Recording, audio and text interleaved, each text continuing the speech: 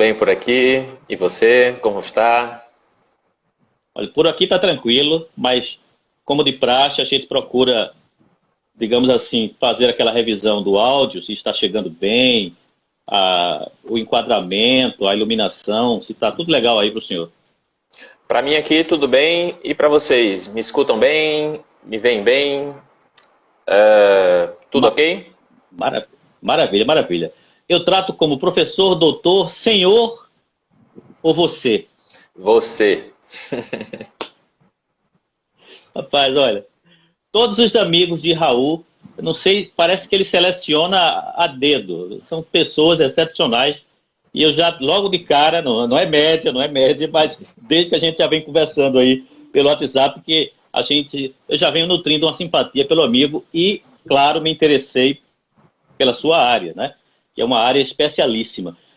Professor André, primeiro, uma saudação inicial, ele passou a palavra para agradecer a todos os presentes aqui. E após esta saudação inicial, antes mesmo da gente entrar no tema propriamente dito, eu gostaria que o senhor fizesse um breve comentário sobre a sua trajetória acadêmica, a sua trajetória estudantil. Por quê? Porque esta live vai ser vista por muita gente que faz ensino médio, agora e depois, porque a gente vai compartilhar com muitos desses coleguinhas que precisam, digamos assim, se organizar para as suas carreiras futuras, estão ainda, né, construindo isso. Então, eu lhe passo a palavra e lhe agradeço imensamente a sua presença aqui. É uma honra recebê-lo aqui.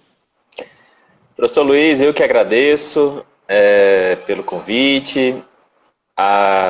Parabéns pelo seu canal no Instagram, seu canal no YouTube. Tem muito conteúdo legal, muita, eu diria, diversidade, né? Você flutua por assuntos bem interessantes e que não são especificamente da sua área.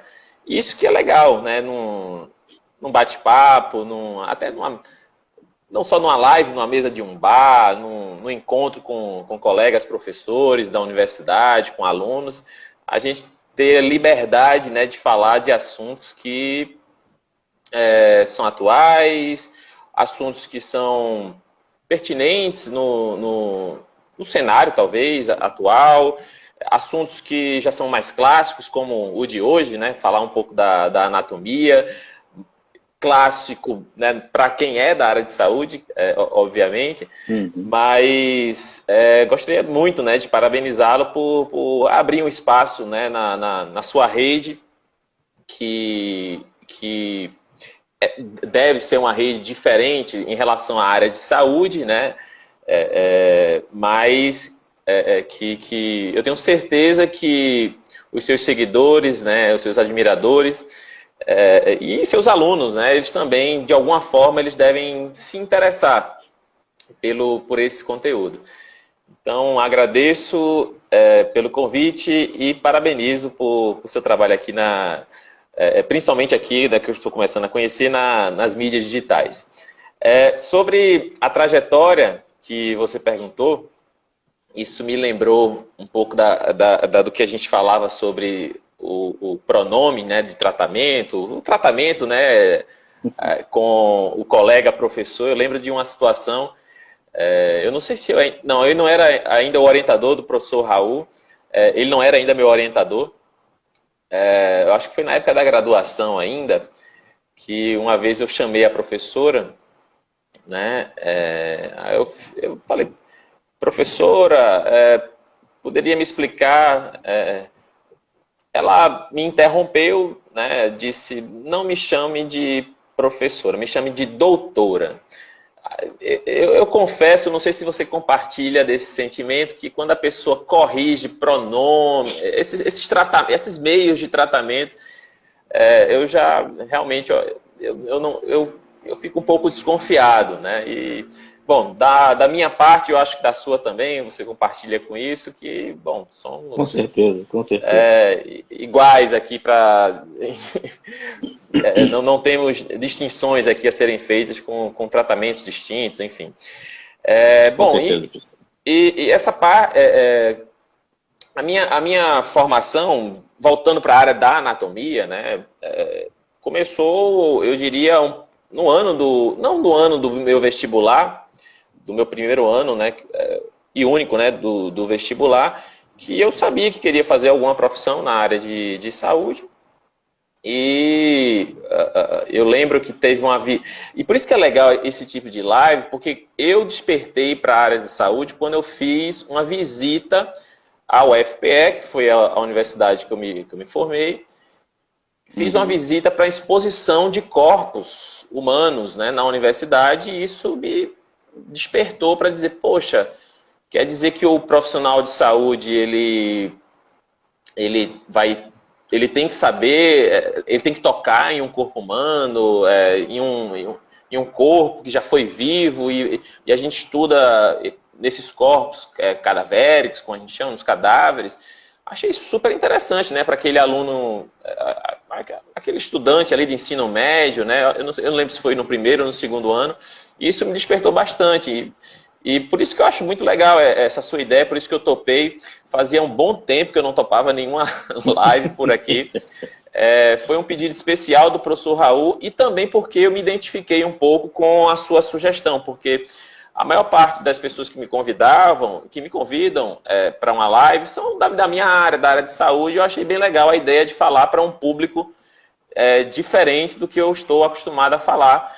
Eu tinha parado um pouco porque essa vida digital, você sabe, é difícil, é uma vida dura, tem muitos julgamentos, muitas falhas mesmo que a gente comete, e muito trabalho, né? Muito trabalho.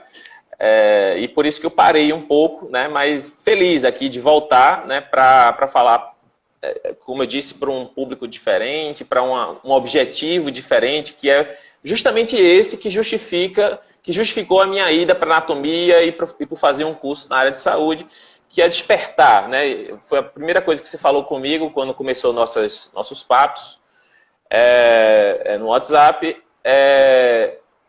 Eu achei muito legal essa sua sugestão de despertar. Você disse que tinha um público de ensino médio, né, muito forte, que assistia às lives. E isso me interessou bastante porque, principalmente agora que nós estamos nesse período crítico, não estamos conseguindo atrair os jovens, né, do ensino médio para conhecer a universidade, para conhecer a anatomia, para conhecer os cursos de saúde, para ter uma vivência e despertar talvez uma vocação que você às vezes precise estar em contato com aquela realidade, né, de um curso de medicina, de um curso de fisioterapia, de um curso de nutrição. Então, por isso que eu achei bem legal o seu convite, porque nesse momento é o único espaço que algumas pessoas que estão indecisas ou que querem definir a sua vida, principalmente ali antes de entrar na universidade, é o único espaço, né, esse espaço virtual que a gente pode oferecer para que eles se decidam. Então, em suma, foi assim que eu me interessei pela área de saúde, foi alguém me oferecendo uma oportunidade de saber como é o curso de biomedicina, de fisioterapia, de medicina, que aí, né, fiz a minha escolha e fiz a minha graduação, fiz mestrado, doutorado, porque eu já sabia durante a minha graduação que eu seria professor, eu já tinha feito essa escolha desde o primeiro momento que eu tive a oportunidade de ensinar, que foi em uma monitoria. Então, quem aí já é da universidade, né, e gosta da arte de ensinar, eu gostaria de saber se tem o dom ou se não enfim, tem uma experiência nessa vocação, nesse despertar da vocação docente. Eu realmente recomendo muito esse programa institucional oferecido por todas as universidades, faculdades do país, que é a monitoria. E foi a monitoria realmente que despertou essa minha vontade de ser professor, que eu fui desenvolvendo durante o tempo. Não é só apenas dar uma aula, né, ser professor. A gente tem que também pesquisar, tem que se formar em pesquisa. Então, me dediquei quase 4 anos de iniciação científica durante a graduação ainda. Fiz estágio de docência depois que eu me formei, especialização, mestrado, doutorado. Aí você vai se formando de acordo um pouco com o que o mercado de trabalho pede, porque o mercado pede que você tenha um mestrado, doutorado. Não é só uma questão assim de se formar, que é importante, essa formação de pesquisador no doutorado, essa formação que o mestrado também oferece, a especialização, mas, querendo ou não, existe um pouco de mercado de trabalho, que quem quer ensinar, Com certeza. principalmente eu que gostaria, sempre tive o sonho de ensinar na Universidade Federal, eu sabia que eu tinha que ter o doutorado. Então, eu já coloquei esse objetivo na minha mente e fui buscar ele, né? Fui tendo minhas experiências, fui conhecendo pessoas maravilhosas, como o próprio professor Raul, que é seu amigo também, que me deram mais oportunidades cada vez maiores. O professor Raul, em especial, eu sei que ele deve estar assistindo essa live, agradeço demais a oportunidade que ele deu. Com certeza. A oportunidade que ele deu na minha formação de sair do país. Fui para a França, estudei mais de 1 ano e meio fora do Brasil, e devo a ele, né, essa experiência, essa oportunidade. E hoje, da minha parte, eu quero fazer o movimento inverso. Eu quero dar a oportunidade das pessoas se formarem de uma maneira mais adequada, com o que eu acho pedagogicamente mais adequado. Eu quero dar oportunidade, hoje eu consigo dar uma oportunidade de monitoria, de fazer um estágio para uma cirurgia para os alunos da medicina, eu consigo dar oportunidade de iniciação científica. Então, hoje é isso. O que eu gosto de fazer, amo fazer, é poder fazer o que fizeram comigo, como, por exemplo, o professor Raul fez.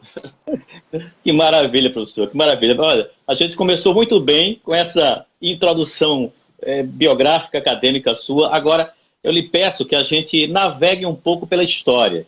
Aqui é mania de história, mania de história. Então, de onde vem os estudos da anatomia humana? Olha, eu vou lhe dar um tempo, não vou lhe interromper, pelo menos por 20, 25 minutos. Vou lhe deixar bem à vontade. Lembra que a gente combinou um roteiro? Certo.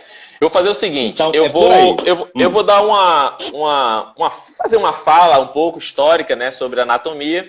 Pode ser que ela fique mais curta, mais longa, mas você me orienta. Se eu terminar um pouco mais cedo, terminar um pouco mais tarde, você vai ou me cortando ou acrescentando dúvidas durante esse processo. Combinado?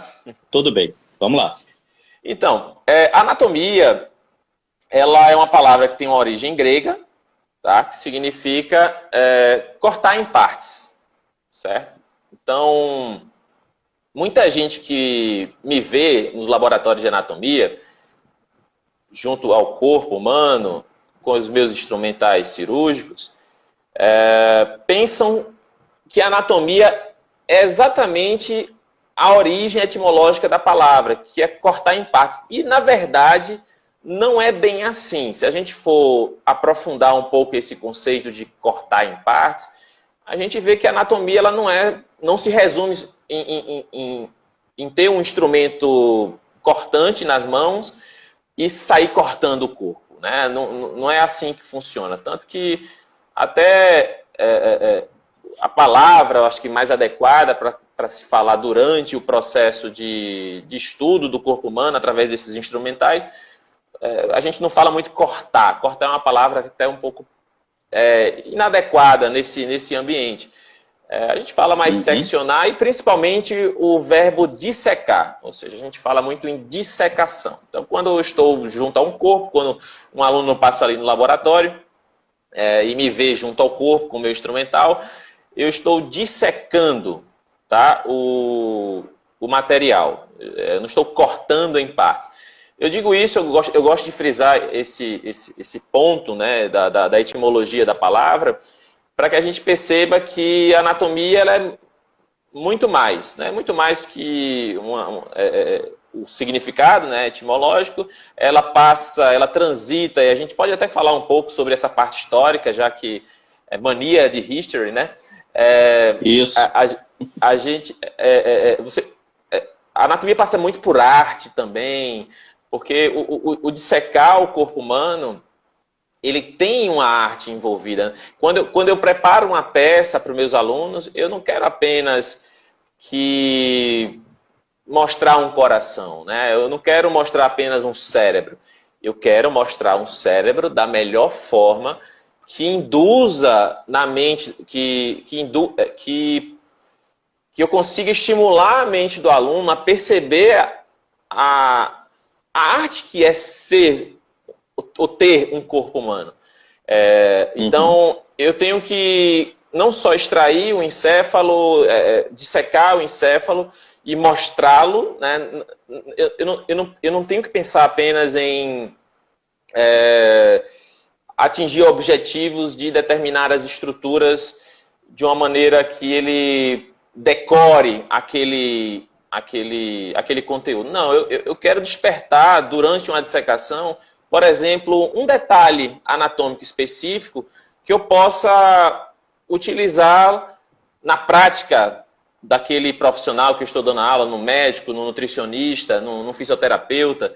Eu quero dissecar de uma maneira para mostrar para ele e dizer assim, olha, tá vendo essa estrutura aqui? Que coisa linda que ela ficou e muito parecida com, por exemplo, uma teia de uma aranha. Então, eu tento fazer essas associações, por exemplo, quando eu disseco alguma meninge, né? Por exemplo, aracnoide é uma das meninges que a gente tem no nosso sistema nervoso, e fazer essas associações das estruturas anatômicas com um aspecto mais artístico, né? Um pouco mais artístico, eu acho que a palavra é essa, mas não é só isso que envolve a anatomia. Tá? E o tema da nossa live, ela é porque estudar anatomia humana, mas o mais interessante na história da anatomia, além de todo esse contexto que eu disse, né, que ela é uma ciência muito grande, né, para se limitar apenas a cortar em partes um corpo humano, mas a anatomia humana começou com a anatomia dos animais. Né? Muita gente não sabe disso, mas datas já da pré-história, né?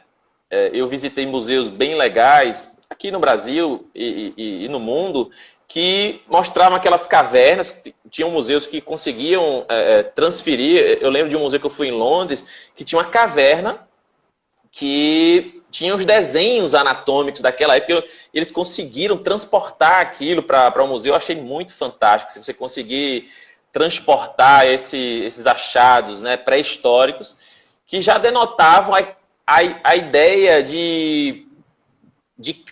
da necessidade do conhecimento anatômico, no caso dos animais, para você sobreviver. Porque aqueles homens pré-históricos, eles precisavam conhecer, desenhar e passar para os outros colegas que a anatomia, o coração era um órgão vital, o cérebro é um órgão vital, e que você atingir esses órgãos vitais, você mataria o animal e aí se alimentaria. Então foi a partir dessa necessidade, né? Eu não diria nem curiosidade, na verdade uma necessidade de sobrevivência que se iniciou, né, o estudo anatômico, datando aí, no caso, da pré-história. Mas para não me alongar muito, tem muita história dessa época, eu vou tentar passar alguns anos, milhares de anos adiante, e posso falar também da história que marcou muito, né? Que seria ali 3.000, por ali, 4.000 antes de Cristo, ou seja, um período já mais um pouco afastado de Cristo. A gente tem uns marcos históricos legais na anatomia, tem vários marcos históricos, mas esse eu acho legal contar, porque até hoje ainda a gente tem achados históricos, né, de crânios que tiveram trepanações. Trepanações são, vamos falar de uma maneira informal, são buracos que eram feitos na cabeça naquela época, tinham finalidades místico-terapêuticas, ou seja, aquela pessoa que não tivesse com a boa saúde mental, talvez por um problema mesmo, um transtorno psiquiátrico, eles tinham, naquela época, em vivo, eles faziam isso, trepanações, para tentar liberar os maus espíritos que estavam invadindo aquele corpo. Também era feito no pós-morte, né, daquele indivíduo, para tentar também liberar esse espírito mau e daí retornar um espírito mais desejado para aquela crença daquela época, né? E nessa necessidade de sempre pensar no corpo humano como algo espiritual, é que também algo aconteceu na história que melhorou muito a anatomia que a gente tem hoje. Algo que aconteceu naquela época que foi fantástico para o que a gente tem hoje foram as mumificações. Então, as mumificações, elas melhoraram muito as técnicas de conservação do corpo. Porque, antigamente,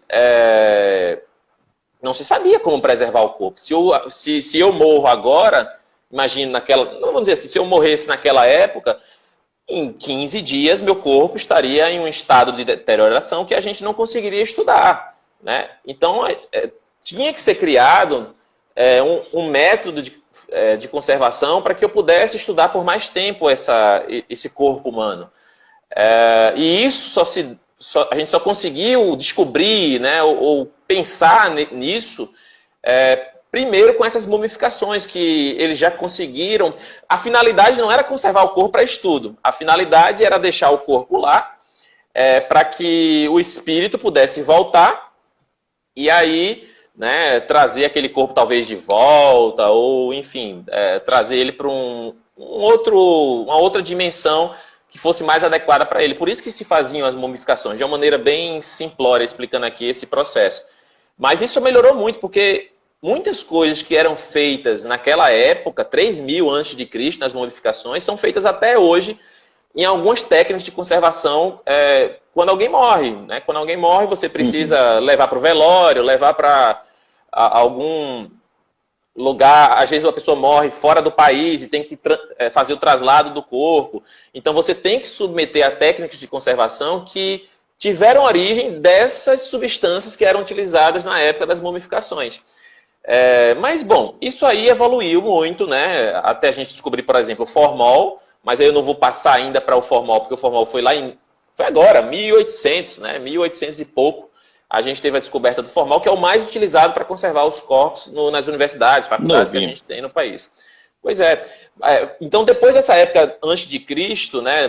Milhares de anos antes de Cristo, teve uma época ali já perto de Cristo, né? Que aí apareceram pessoas, eu diria, fantásticas, assim, para a medicina, para os cursos de saúde, para a anatomia, que foi o Hipócrates, né, ali mais ou menos em 600 a 300 a.C. Tem Aristóteles, que muita gente fala de Aristóteles da parte de filosofia, matemática, mas esquecem que Aristóteles ele teve uma ótima contribuição ali a 380, mais ou menos, ali antes de Cristo, um pouco depois já de Hipócrates, uma grande contribuição, né, no estudo da anatomia, tá? Então vieram outras pessoas, né, que se destacam, é muita história que a anatomia tem, vou tentar falar aqui de uma maneira resumida, e eu quero frisar só um ponto dessa época ali, já perto de Cristo, mais ou menos ali, eu diria, contemporâneo de Aristóteles, teve o Herófilo, né? O Herófilo foi uma pessoa muito importante na história da anatomia, porque já se tem relatos documentados de dissecações em animais, dissecações em seres humanos, com a finalidade científica mesmo, com a finalidade de assim, poxa, eu vou dissecar não é para sobreviver, não é para comer um animal, não, nada disso. Eu quero dissecar para entender melhor o meu corpo, ou por curiosidade, ou porque isso talvez explique algumas doenças que existiam naquela época e que ninguém sabia curar, né? Inclusive, recentemente, eu acho que foi esse final de semana, eu indiquei qual é o nome dele agora? Agora me fugiu. É um livro e um filme que o professor Raul, eu acho que ele já falou sobre ele. Não sei se vocês dois já falaram sobre ele. Eu acho que foram vocês dois que falaram. O físico, exato. E achei Avicena, a conversa... o grande Avicena. Achei a conversa de vocês ótima, né? Eu sempre recomendo para ler o livro primeiro, antes do filme. O filme tem algumas coisas que não consegue transmitir o que o livro diz, mas eu indico para todos aqui. Ele leu o livro em tempo recorde, assim, eu acho. O livro tem mais de 500 páginas, né? Eu acho que em 2 semanas ele leu para poder fazer a live. Imagine. Esse é Raul, esse é o professor Raul. Esse é o Raul. E ele conta muito dessa história que eu estou contando aqui para vocês. Então, se vocês quiserem ver isso de maneira mais detalhada, eu recomendo ou o filme ou o livro. Tem gente que vai querer ver de uma maneira mais rápida, vai ver o filme, que são quase 2, 3 horas de duração. Mas o livro ele é mais rico, né? Ele é um pouco mais rico, um pouco mais detalhista. Ele conta realmente um pouco dessa história da anatomia. Mas aí é uma história da anatomia um pouquinho mais tarde, né? A gente está falando ali da época de Cristo. Eu acho que, eu não lembro agora, se o professor Raul estiver aí, ele puder me dizer de quando data o livro, né? Assim, a história do livro eu não lembro bem agora, mas eu sei que eu acredito que foi depois de Cristo, né? Foi um pouquinho depois, que foi uma época que tinha muito... Idade Média, né? Foi. Eu acho que... Eu não lembro bem, porque faz muito tempo que eu vi esse filme, mas eu acho que foi na Idade das Trevas da anatomia, ou no final da Idade das Trevas. Retrata o finalzinho da Idade Média.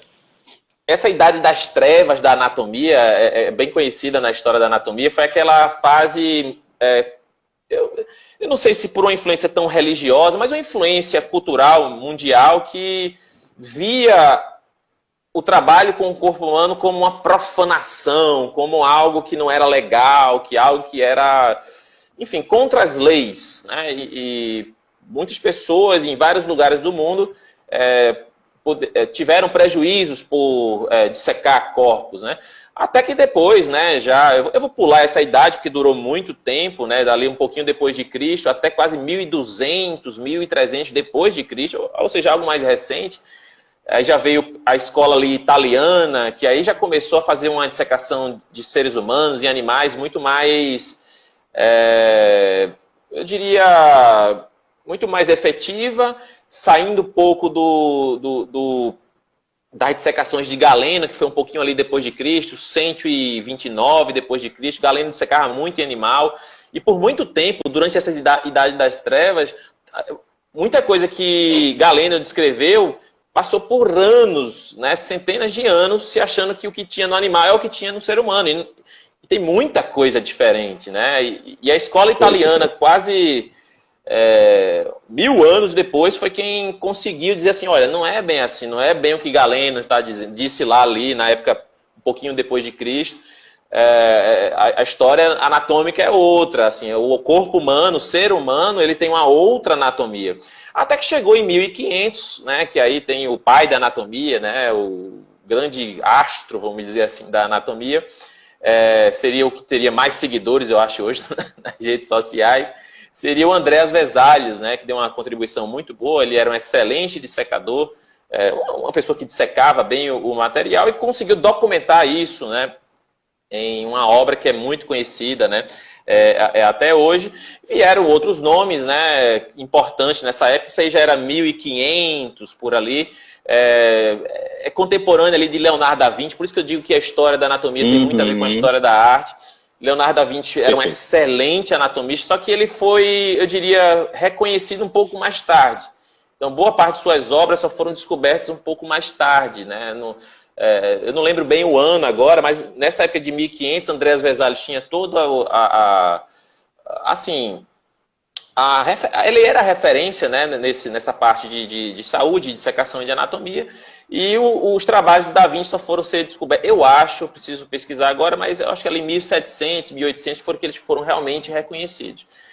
Então, assim, eu não sei se eu passei aí dos 20 minutos, eu queria dar esse início, essa linha histórica da anatomia para mostrar que a anatomia passou por muitos anos, e é o que eu mais tento incutir na mente do aluno hoje, por várias evoluções. A gente viu a evolução na finalidade, né, do estudo do corpo humano, na necessidade de conservar o corpo melhor, mas principalmente vocês a todo momento devem ter me escutado que a dissecação foi o ponto fundamental para que a gente tivesse uma evolução na descrição das estruturas do corpo humano e na aplicação disso nas doenças e nas várias áreas que se aplicam à anatomia, que não é só na área da saúde, e que a gente vai falar isso um pouquinho depois. Então, eu sempre tento incutir na mente do aluno essa necessidade de dissecar o material, de ter peça cadavérica disponível no laboratório, de estudar com o corpo humano. Claro que todo esse mundo digital é fantástico, claro que dá para aprender anatomia pela rede social, pelo canal no YouTube, sim, mas são recursos auxiliares. A história mostra que o estudo da anatomia, ele não vai deixar de sair da sua base, que é a dissecação. Então, aula prática, anatomia, eu só consigo enxergar com aulas práticas, presenciais. Não existem aulas práticas digitais. Eu tive uma aula prática, não é aula prática. Na verdade, é uma tentativa da sociedade de tentar, de alguma forma, suprir esse problema na educação que estamos passando por conta da crise sanitária. Mas, isso. Exatamente. Então, eu entendo como uma estratégia de guerra, entre aspas, para a educação, para tentar ter aula digital prática. Mas não é prática, tá, pessoal? Não... Porque a dissecação, a anatomia, ela só vai ser aprendida de maneira mais eficaz. Não quer dizer que você não vai aprender se você assistir a aula EAD. Não estou dizendo isso. Estou dizendo que você vai ter uma dificuldade maior do que aquele que procurou dissecar, que procurou ter aula prática presencial, que procurou, inclusive, lutar, né, por ter os meios necessários, sanitários, nessa época que a gente está falando, para fazer valer, né, essa necessidade, não só da anatomia, tá, mas de outras ciências que precisam da prática.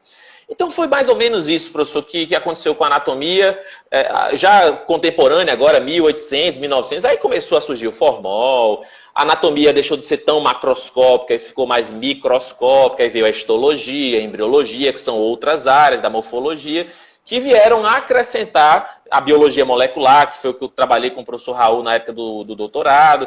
Então, que vieram acrescentar o que é a estrutura do corpo humano. Porque muita gente acha que a estrutura do corpo humano é só o coração grande lá, o cérebro, aquilo que você vê a olho nu. E, na verdade, a anatomia ela é muito mais que isso. Ela é anatomia microscópica, molecular. Professor, descanse um pouco a garganta, tome um gole de água. Olha aqui, ó. Olha aqui a nossa canequinha aqui, ó. Mania de History. Agora veja quem é o patrocinador. Veja se dá para você enxergar daí. Professor Raul é o patrocinador. Professor, se estiver assistindo a live aí, eu quero também, viu? Mande para cá, vou mandar o endereço no privado. Viu? Ele está. Olha, eu espero que os alunos que estão acompanhando esta live estejam atentos, porque depois desta live, a gente vai, obviamente, né, encerrando, a gente vai abrir outra, especialmente para sortear este livro daqui, ó. Este canal ele promove literatura, cultura, ciência o tempo todo, a arte de curar nos tempos da colônia. Olha só, que coisa maravilhosa. Tudo doação, hein? Tudo doação. Esse outro daqui, ó. Quando a boca cala, os órgãos falam. A gente vai sortear depois desta live. Eu espero que todo mundo esteja acompanhando atentamente as informações do professor André. Posso participar desse sorteio também?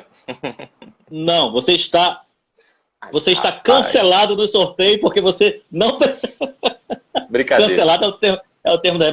Claro, eu estou brincando também contigo. Mas, meu querido, veja bem. Eu sempre faço isso porque depois que termina a live, eu lanço uma pergunta para os alunos com base no conteúdo que foi exposto aqui. Então, a gente começou com um pequeno histórico. Você veio de 3.000 anos atrás, antes de Cristo, passou pela Idade Média, chegou nos tempos modernos, Da Vinci, Renascença, chegamos aqui. Agora, eu gostaria que você comentasse um pouquinho sobre as profissões, porque isso interessa demais ao nosso alunado. Em quais áreas o estudo da anatomia é fundamental? Ele está presente. Sendo bem objetivo com essa demanda, para a gente cumprir aqui todo o tempo, né, da live, todas as profissões de saúde precisam de anatomia, porém, cada uma tem a sua especificidade. Então, eu ensinei em vários cursos da área de saúde. Eu posso citar aqui educação física, licenciatura, educação física bacharelado. Eu já ensinei em farmácia, já ensinei em nutrição, medicina, fisioterapia, nutrição, que mais? Fonoaudiologia eu já ensinei também. E eu queria até destacar aqui, saindo da área de saúde, eu já ensinei no curso de dança da UFPE. Então muita gente fica surpreso. Nossa, quer dizer que o curso de dança, ele vai lá para o laboratório de anatomia, ele sai lá da parte de humanas, né? Normalmente fica ali na UFPE, e quer dizer que eles foram lá para o Centro de Ciência da Saúde. Exatamente, eles foram lá porque eles precisam conhecer o corpo humano, principalmente a parte muscular, articular, né? O sistema ósseo-mioarticular, porque quando você compreende o seu corpo, você consegue tornar a sua arte corpórea melhor, né? Para a sua atuação, né? No caso, no curso de dança. Então, eu tenho essa curiosidade aí para vocês. Tinha um curso de dança, né, que também tem anatomia, tem ciências biológicas, bacharelado, licenciatura, curso de psicologia, também já ensinei no curso de psicologia. Bom, eu peço perdão de estar esquecendo aqui algum curso, mas esses são os principais cursos, né, vejam, que não só da área de saúde, mas de áreas que são categorizadas, né, como humanas e outras áreas, né, até a biomedicina é classificada como uma área à parte, não da área de saúde, ela também participa. Eles também participam. Como eu falei para você, as pessoas entram depois, né, durante a live, já deixando perguntinhas aí. Mônica Ferreira, de Recife, aí, ó.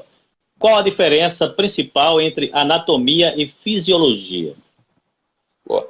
Vejam, a anatomia, atualmente, ela se dedica às estruturas macroscópicas, ou seja, se eu tenho um coração, por exemplo, eu quero mostrar ao meu aluno, eu preciso mostrar para o meu aluno as partes do coração, as válvulas que o coração tem, eu preciso mostrar cada detalhe daquele coração para que na fisiologia ele entenda como isso funciona quando você está vivo.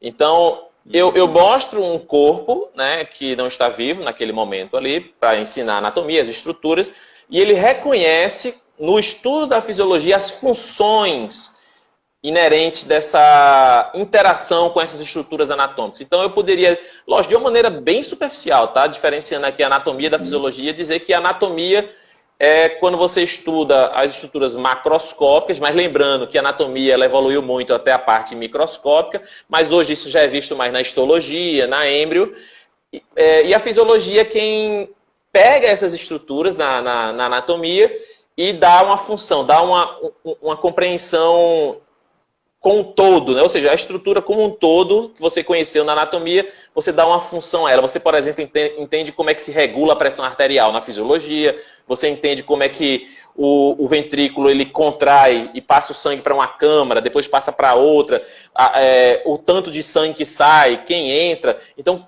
essa interação, essa dinâmica, acho que a palavra-chave é essa, é vista na fisiologia. Veja bem, esse conhecimento tem que ser integral, correto? Perfeito? Correto. Uma pergunta de leigo, assim, uma pergunta de leigo. Então, eu gostaria que o senhor comentasse um pouco sobre esse conhecimento integral, né, do corpo, falando especialmente do corpo humano, para os estudantes que estão aí. E o professor Raul pede que você aproveite e comente sobre a sua experiência lá na França, com Bertrand. Tá. Vou comentar primeiro a sua pergunta sobre o corpo humano, a anatomia, como uma ciência que não estuda só as estruturas, né? Que não é só o aspecto físico envolvido.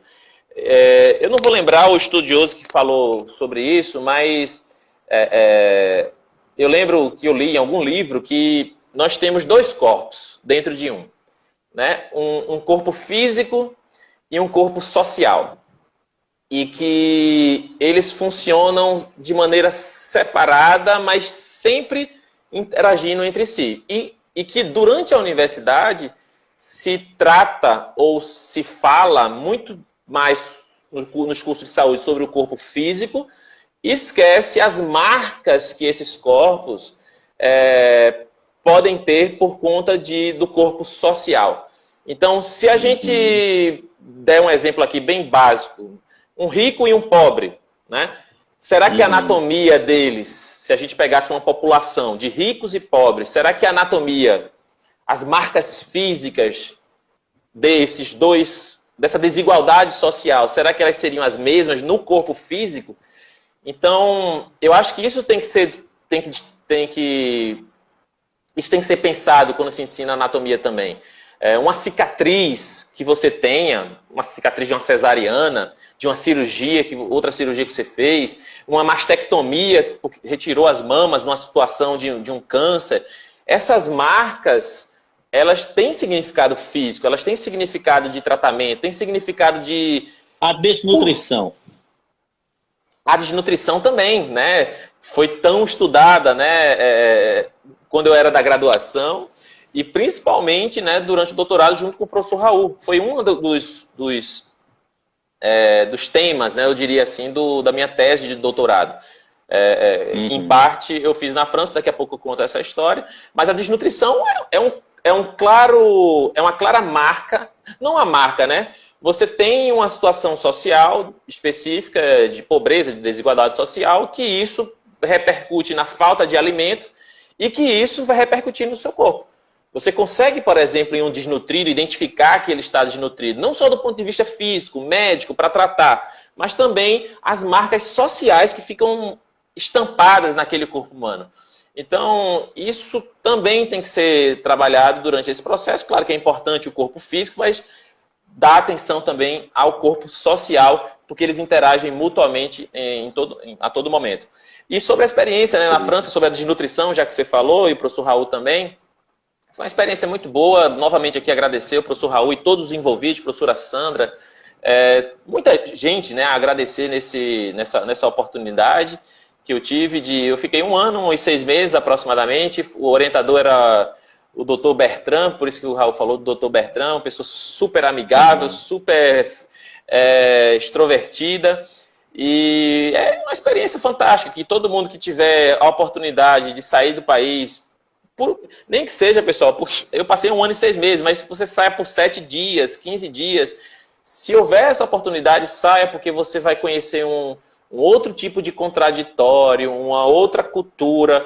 Você começa a respeitar mais as pessoas, você começa a respeitar mais, mas você começa a entender melhor as diferenças, né?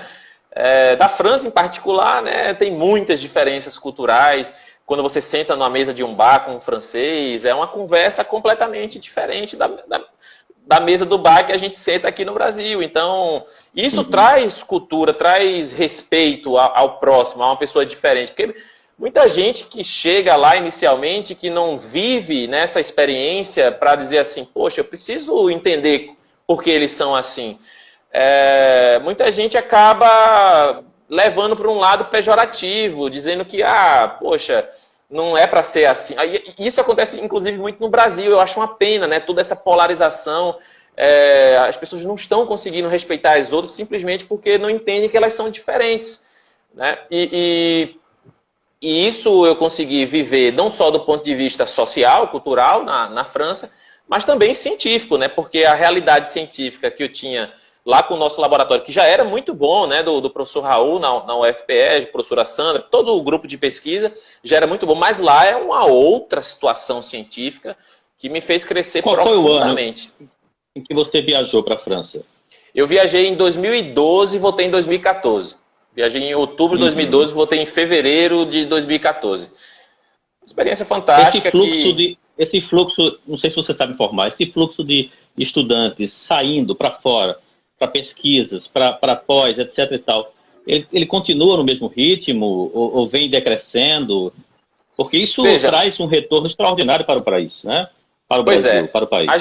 A gente teve um investimento muito grande, né, no programa Ciências Sem Fronteiras e outros programas que estimulavam a pós-graduação, a educação universitária, e que teve o seu ápice, eu diria, um pouco antes de eu ir, em 2012. Eu acho que foi no primeiro ano do governo Lula, quase no segundo mandato, teve uma crescente muito grande, mas eu já peguei, quando eu voltei para o Brasil em 2014, os cortes na educação no governo Dilma, vários cortes nas pós-graduações, que na verdade era uma crise, né, que a gente conheceu que estava se montando e... infelizmente, a educação ainda é a mais... Isso independe de governo, tá, minha gente? Deixar bem claro que a educação, na minha concepção, ela nunca foi prioridade em nenhum governo. Claro que alguns governos investiram um pouco mais, mas não investiram de maneira sustentável, ao ponto de, por exemplo, era para os membros da banca franceses virem para o Brasil com verba que sempre houve de pós-graduação, em 2014, 2015, mas a verba tinha sido cortada. Acho que todo mundo acompanhou isso. E hoje eu acompanho também esse processo, continuam ainda os cortes. Enfim, vivemos assim, a minha opinião, um descaso, né, com a educação, mas que não vem de hoje, não é somente o governo atual. Na verdade, para mim, na minha opinião, a educação ela nunca foi prioridade no Brasil, né? Nunca foi um plano de governo assim prioritário, que senão ele estava sendo sustentável, né, durante até hoje, né? Mas não é assim que acontece. André, e qual seria a estratégia que o estudante do ensino público, médio, do interior, aquele filho de trabalhador, deveria montar para chegar em uma universidade pública como você faz parte hoje? Veja, boa parte das conquistas que eu tive, das oportunidades que apareceram, foram fruto, claro, de várias pessoas que me ajudaram, da base que eu tive, familiar, da base educacional que eu tive, mas sobretudo sobre a capacidade que o ser humano tem em se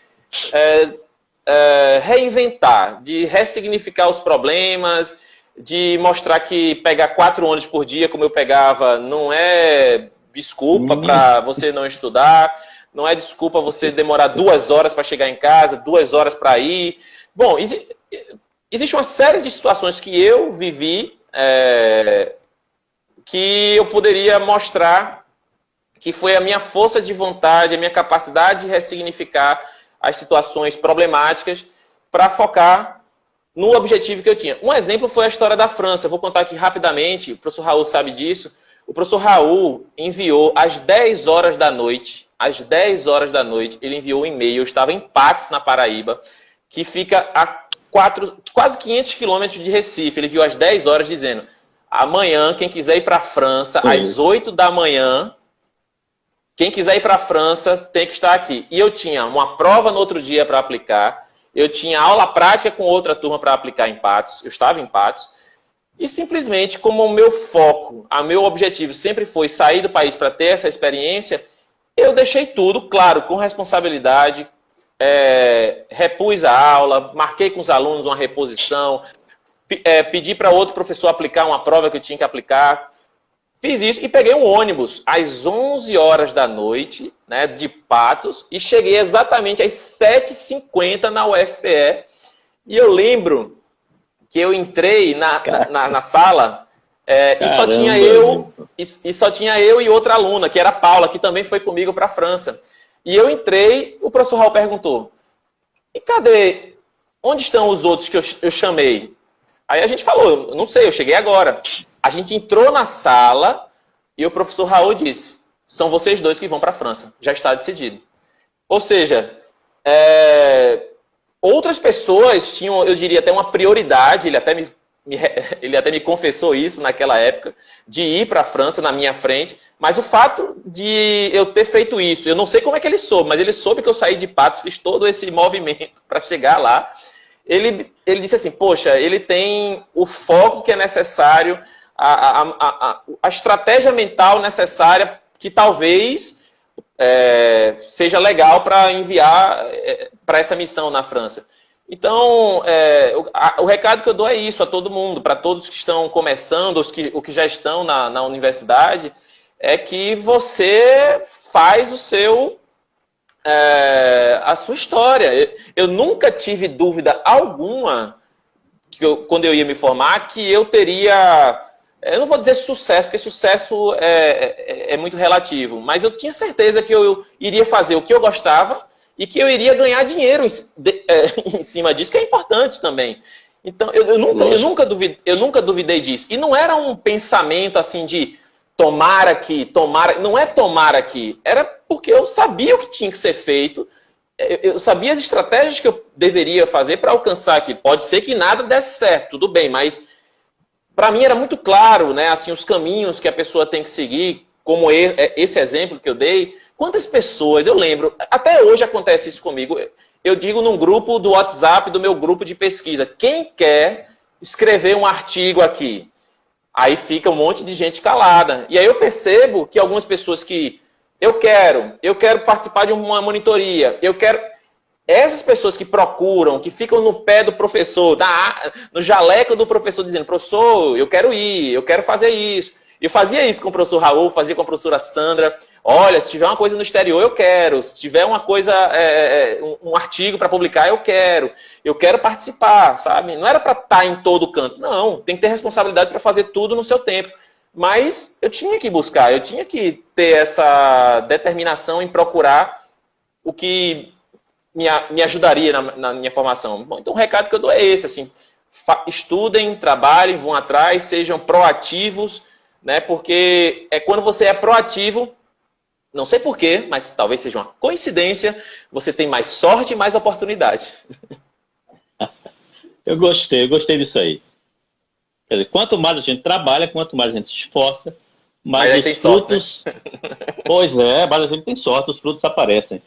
Professor, veja bem, o professor Raul está nos acompanhando aqui, doutora Tereza Deiró, não sei se você conhece, lá da Bahia, ela entrou na live, não sei se ela continua conosco aqui, muita gente legal, Mônica, Sandra Gouveia. Na verdade, esse projeto, o Maria de History, não é do professor Luiz Carlos, é de um grupo, né, que impulsiona, que movimenta, que, enfim, cujo objetivo maior é a promoção da ciência, né? E nós estamos muito preocupados, esse grupo que movimenta o Mania de History, nós estamos muito preocupados com as notícias falsas, as fake news que rondam as redes e que isso tem provocado prejuízos inimagináveis, não só para a sociedade brasileira, não só para a sociedade brasileira. Então, enquanto cientista, enquanto pesquisador, eu gostaria que o professor também fizesse uma abordagem, né? Nós estamos já pertinho do final, já são 19h55, mas é muito importante que um pesquisador, uma pessoa que está na academia, que saiu do país, que continua lutando, enfim, e que presta relevante serviço à sociedade através da sua profissão, fale um pouco sobre a importância da ciência para a promoção humana, para a promoção dos direitos humanos. Eu gostaria que o senhor abordasse isso. Para quem já me conhece assim no Instagram, no YouTube, já acompanha o meu trabalho há algum tempo e que me acompanha presencialmente, né, quem foi meu aluno, quem foi meu colega de trabalho, sabe o quanto que eu falo, acho que, na verdade, diariamente. Tanto é que o meu canal no YouTube se chama Educação e Anatomia. Eu fiz questão de não colocar só a palavra anatomia, fiz questão de colocar educação. E se eu pudesse, eu colocava ciência, educação e anatomia, porque são os três pilares que hoje eu mais invisto, né, na minha atuação profissional, né?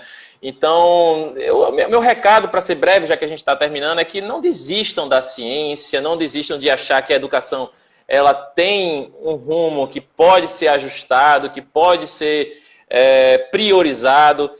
A ciência é base, sim, para as nossas escolhas nesse período crítico que a gente está vivendo. Vai ser e vai continuar para o resto das nossas vidas e vai continuar até depois que a gente morrer, como a base que vai nortear as conquistas, né? Não só do corpo físico, que eu tinha falado, né, que é importante, mas também do corpo social, porque a ciência, quando você evolui, quando você tem desenvolvimento tecnológico, desenvolvimento científico, isso também diminui a desigualdade. As pessoas vivem melhor, as pessoas ficam mais educadas, né? Se a pessoa investe em ciência, em educação, as pessoas conseguem compreender melhor as circunstâncias que são impostas no dia a dia da gente. Então, fica muito claro, a educação e a ciência têm solução, sim.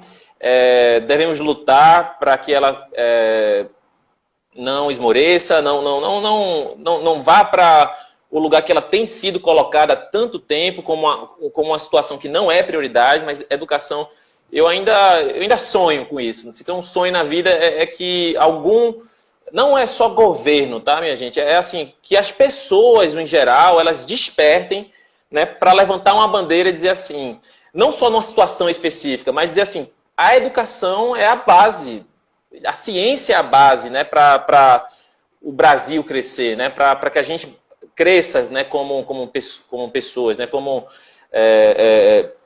essa parte humana. Então,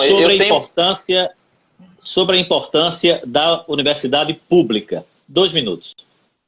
Para a sua vida. Para a sua vida.